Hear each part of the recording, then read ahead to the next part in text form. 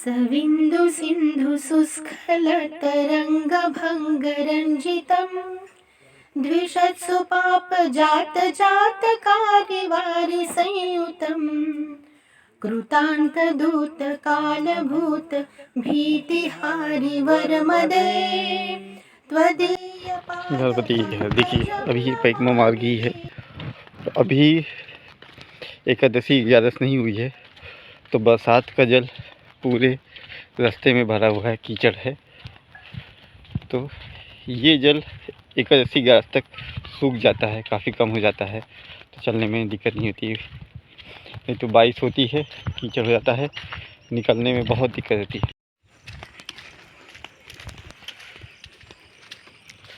बरसात का जल सब जगह भरा हुआ है, हर गड्ढे में। कच्चे रास्ते में यही समस्या रहती है।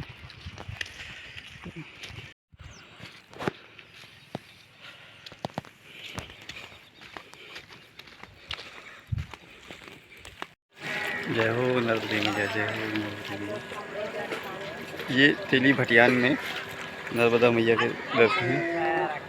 जय हो जय हो।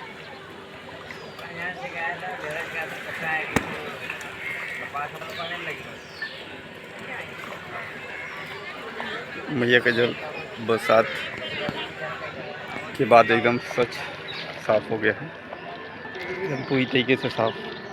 ढेर सारी मछलियाँ हैं, बहुत सारी मछलियाँ।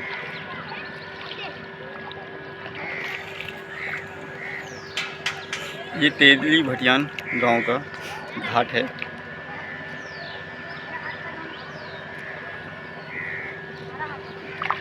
बहुत सारी मछलियाँ हैं।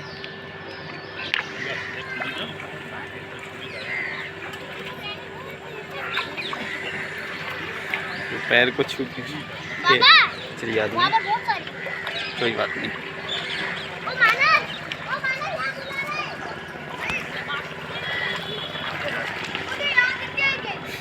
ये सियाराम महाराज जी के घर सामने ही मंदिर है।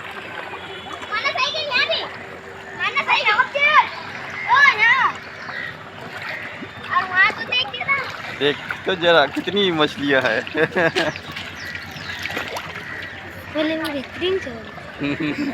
मछली कितनी है ये? खूब मछली मछली।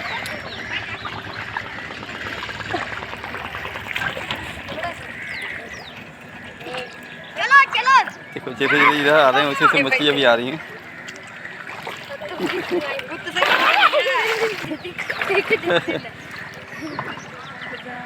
डर के जा रही है। जय हो नर्मदा, जय नर्मदे नर्मदे। श्रद्धा भक्ति के दो रूप होते हैं।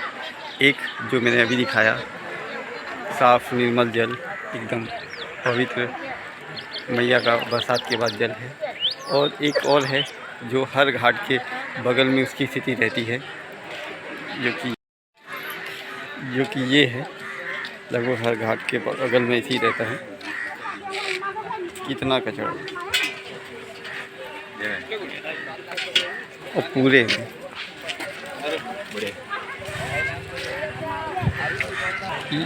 ये वही हाल है कि एक तरफ हम नर्मदा मैया को मैया भी कहते हैं, और दूसरी तरफ उसमें ढेर सारा कचरा, सब गंदगी सब छोड़ते जाते हैं। घाट के दोनों साइड अतः गंदगी भरी हुई है, बहुत सारी।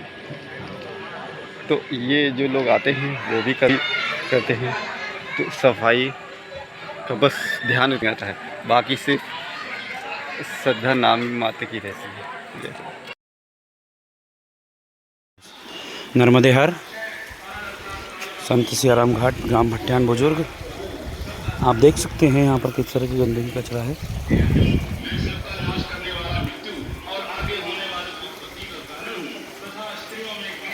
ये सारा कचरा नर्मदा जी में जा रहा है।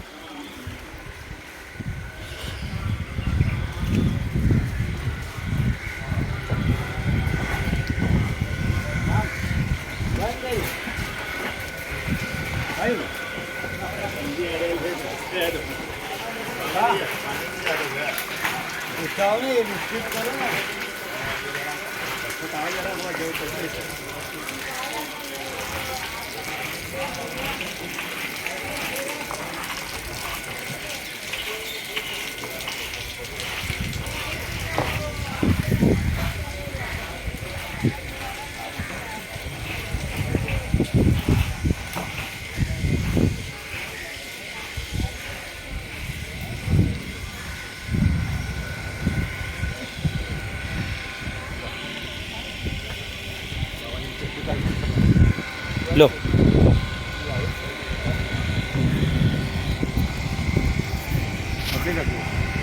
नर्मदे हर।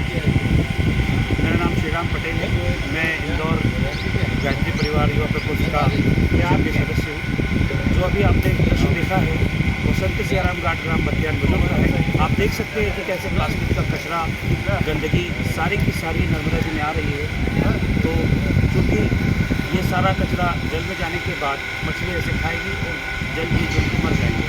तो उत्तर और दक्षिण क्षेत्र के सभी अन्य क्षेत्र चलाने वाले भाइयों से विनम्र निवेदन है, आग्रह है कि जो अन्य क्षेत्र चला रहे हैं वहाँ पर प्लास्टिक के पत्तल दोनों का उपयोग बंद कर दे। हमने इस राखी की पूर्णिमा पर श्री राम मंदिर अन्य क्षेत्र लेपा में स्टील की परात लाकर पत्तल दोनों का डिस्पोजल का उपयोग पूर्णतः बंद किया है। हमारा अन्य क्षेत्र चलाने वाले मांगीलाल भाई वर्मा जो कि ग्राम लेपा के रहने वाले हैं, उन्होंने संकल्प लिया है कि आने वाले पूरे परिक्रमा वासियों के लिए उनके यहाँ पर भोजन की व्यवस्था सिर्फ थाली और परात में रहेगी। किसी भी तरह के डिस्पोजल पत्तल धोने का उपयोग नहीं किया जाएगा। तो संपूर्ण दक्षिण क्षेत्र और उत्तर क्षेत्र के अन्य क्षेत्र चलाने वाले सभी भाइयों से विनम्र निवेदन है कि अपने अन्य क्षेत्र के आसपास गंदगी ना होने दें। पत्तल धोने, डिस्पोजल ग्लास का उपयोग पूर्णतः बंद करें क्योंकि प्लास्टिक पर्यावरण के लिए हानिकारक है। और यह प्लास्टिक अगर आप माँ नर्मदा में छोड़ते हैं तो यहाँ की मछलियाँ और जलीय जीव जंतुओं को नुकसान पहुँचाती है और उससे उनकी मतलब मृत्यु होगी। और जलीय जीव जंतुओं की कमी होने से, चूँकि आप सभी जानते हैं कि माँ नर्मदा का water level day by year decrease हो रहा है। सो ये मेरी सिंसियर रिक्वेस्ट है आप सभी माँ नर्मदा में किसी तरह की गंदगी को ना छोड़ें क्योंकि ये जो गंदगी छोड़ी जा रही है ये डिग्रेडेबल नहीं है और this is going to harm the water. So it's my sincere request everyone to remain to be responsible for environmental.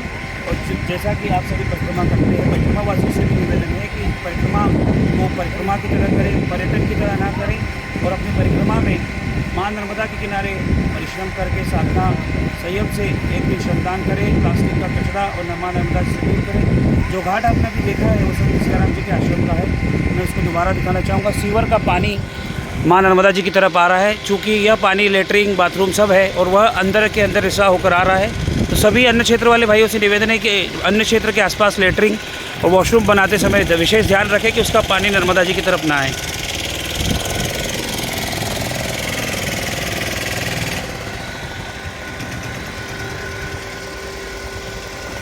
आप देख सकते हैं किस तरह साड़ियाँ, कचरा, नारियल के नट्टे, रस्सियाँ, चप्पल, जूते।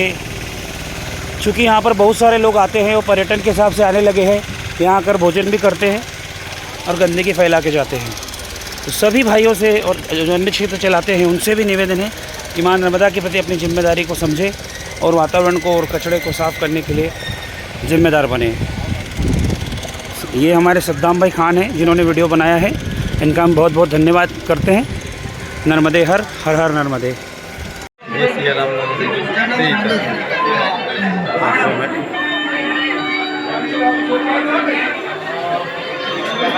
ये मोहम्मद जी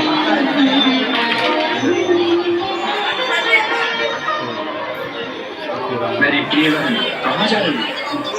पूजा की थाली हाथ में लेकर प्रभु की सेवा के अतिरिक्त जा ही कर सकती हूँ माताश्री। अवश्य जाओ।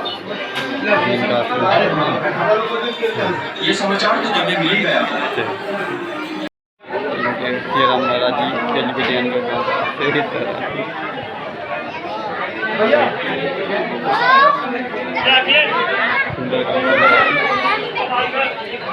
ये हनुमान जी का मंदिर है।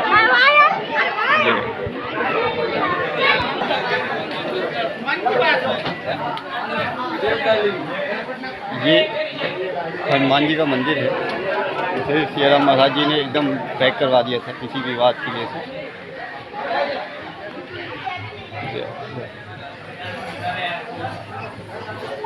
पूरी तरीके से अब ये मंदिर बन गया है। ये ठीक आश्रम के सामने ही है। जय हो मैया, जय हो नर्मदे।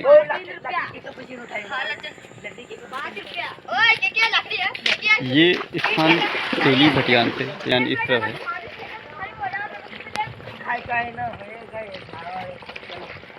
ये दिख रहा है, ये नर्मदे है, ये तेली भटियान का घाट दिख रहा है। उससे थोड़ा आगे आने के बाद शमशान घाट है। फिर उसके बाद ये बिलकेश्वर घाट है।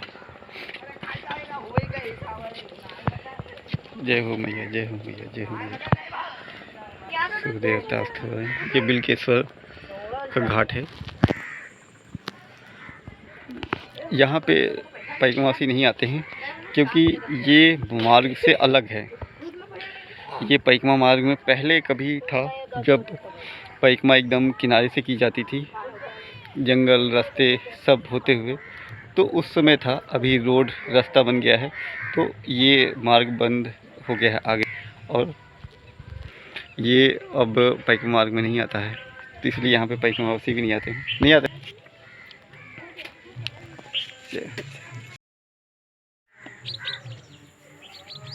बिलकेश्वर का घाट, ये तेली भटियान गांव में। जय हो मैया, जय हो मैया, जय हो मैया, जय हो मैया, जय हो नर्मदे मैया। मैया का स्वच्छ जल, निर्मल जल बरसात के बाद एकदम साफ स्वच्छ हो गया है, तो बहुत ही सुंदर दिख रहा है। बहुत ही सुंदर, बहुत ही आनंददायक, देख के ही आनंद आता है। मैया का जल वैसे ही देख के आनंद आता है, और मैया का तो सिर्फ दर्शन मात्र ही आनंदकारी है, आनंद देने वाला है। तो मैया का दर्शन करके मन को जो आनंद मिलता है, जो खुशी मिलती है, जो हर्ष उल्लास, एनर्जी, ऊर्जा सब कुछ आती है, वो शायद कहीं और से नहीं प्राप्त होती होगी इतनी आसानी से। सब चीज़ के लिए प्रयास करना पड़ता है, पर यहाँ पे बिन प्रयास के ही सब कुछ मिल जाता है। जैसे कहते हैं कि माँ से मांगने के लिए कुछ विशेष मेहनत नहीं करनी पड़ती, माँ बहुत जल्दी प्रसन्न होती है। वैसे ही यहाँ बिना मांगे ही मैया दर्शन मात्र से ही सारी मनोकामनाएं पूरी हो जाती हैं, सारे दुख दूर हो जाते हैं, और आनंद की लहर जो है मन में वो लहरने लगती है। जब मन में आनंद, ऊर्जा का संचार होने लगता है तो आधे दुख आपके तो वैसे ही ख़त्म हो जाते हैं, और आधे दुख उस ऊर्जा को प्राप्त करने के बाद जब हम कर्म करते हैं तो समाप्त हो जाते हैं। तो इस तरह मैया के दर्शन मात्र से ही कल्याण हो जाता है। जय हो मैया, जय हो, जय हो मैया। हम सभी लोग हम लोग बात करते हैं उस चीज़ की कि हमें पैकमा के दौरान क्या क्या चीज़ें रखनी चाहिए, हमें पैकमा के दौरान क्या क्या सामान ले जाना चाहिए। देखिए, आपको सबसे मुख्य चीज़ है आपका पैकमा के दौरान आप मैया का जल रखते हैं पैकमा उठाते समय, वो तो कंपलसरी है, सभी को ले चलना है। एक आसन आपको चाहिए होता है जो बिछाने के लिए हो, और बरसात के बाद ठंड बढ़ जाती है तो आपको हर हाल में एक कंबल रखना ही पड़ता है जो आपको ठंड से बचाए। सभी अन्य क्षेत्रों में व्यवस्था होती है, सब जगह लगभग, मगर पैकमावासी जब ज़्यादा हो जाते हैं तो उनकी व्यवस्था कर पाना मुश्किल हो जाता है। इसलिए अपना एक आसन तो रखना ही चाहिए, एक कंबल रखना चाहिए, एक बिछाने के लिए, एक ओढ़ने के लिए। और सभी जगह बर्तनों का वो नहीं हो पाता है व्यवस्था, और ना ही पत्तलों का, तो आपको एक थाली, एक कटोरी, अगर चम्मच का प्रयोग करते हैं चम्मच, एक गिलास और एक कमंडल कंपलसरी है रखना, ताकि आपको दिक्कत ना हो। क्योंकि बहुत सारी जगह पे बहुत सारी पैकमावासी रुकते हैं तो वहाँ पे व्यवस्था नहीं हो पाती, और इन सब की ज़रूरत ही क्या है, अपने पास रखिए, किसी से लेना देना ही नहीं है। एक छड़ी भी कंपलसरी है। तो पैकमावासी के लिए एक बिस्तर, कमंडल, थाली, बर्तन में थाली, कटोरी, गिलास, एक कमंडल, ये भी ज़रूरी है। और दवा का प्रयोग करते हैं वो अपने लिए दवा ज़रूर रख लें। हालांकि परिक्रमा के दौरान दवा की ज़रूरत नहीं पड़ती है, मगर फिर भी आपको दवा जो यूज करते हैं वो रखनी चाहिए। और सबसे विशेष ध्यान रखना चाहिए कि ज़्यादा आपका वज़न बैग का ज़्यादा ना हो, सामान चाहे इतना हो पर बैग जो है वो भारी नहीं हो, क्योंकि भारी बैग लेके चलने में बहुत समस्या होती है, बहुत ज़्यादा दिक्कत होती है। तो वो लेके चल पाना बड़ा मुश्किल होता है। तो थोड़ी दूर चलने के बाद ही आप थक जाएंगे तो ज़्यादा चल नहीं सकते हैं। तो इसलिए आप अपना बैग कम से कम हल्का सा हल्का रखना चाहिए, जितना ज़्यादा हल्का हो सके इतना। पर हल्का रखने के चक्कर में अपनी, क्योंकि बैग तो हल्का हो जाएगा पर आपको जो आवश्यकता पड़ती है चीज़ों की, जब वो नहीं रहेगी तो आप वैसे ही परेशान हो जाएंगे। तो आप अपनी आवश्यकता अनुसार सामान भी रखें और इस बात का ध्यान भी रखें कि बैग जो है आपका ज़्यादा भारी नहीं हो। बताइए।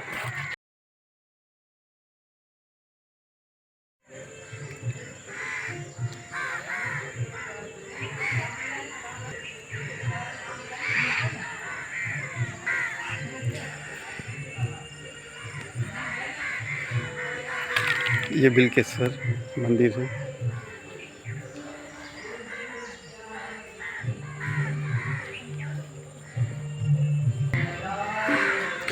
शायद ये नर्मदा जी का मंदिर बन रहा है क्या? ये है बिलकेश्वर का मंदिर।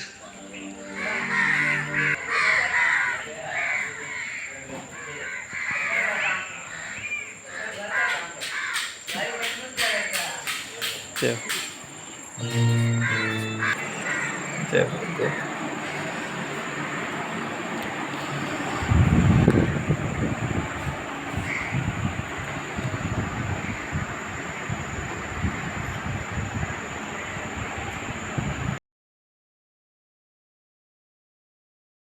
माता जी की है, उधर दीपक भी चल रहा है, उधर माता जी है, उधर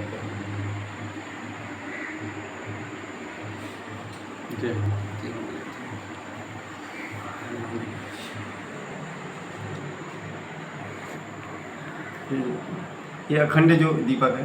हाँ ये अपने जो खड़े खड़े होकर ले लो तो वो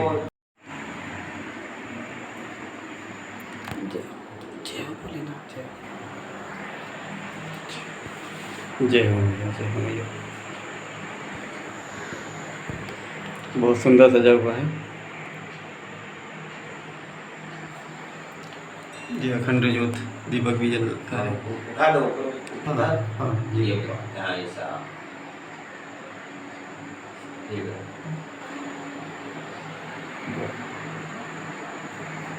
सविन्दु सिन्धु शुष्कल तरंग भंग रंजितम् द्विषत्सु पाप जात जात कार्यवारि संयुतम् कृतान्त दूत कालभूत भीतिहारि वरमदे त्वदीय पाद पंकजं नमामि देवी नर्मदे त्वदीय पाद पंकजं नमामि देवी नर्मदे त्वदम्बुलीन दीनमीन दिव्य संप्रदायकं कलौ मनोघ भारहारि सर्वतीर्थनायकं सुमत्स कच्छ नक्र चक्र चक्रवाक शर्मदे त्वदीय पाद पंकजं नमामि देवी नर्मदे त्वदीय पाद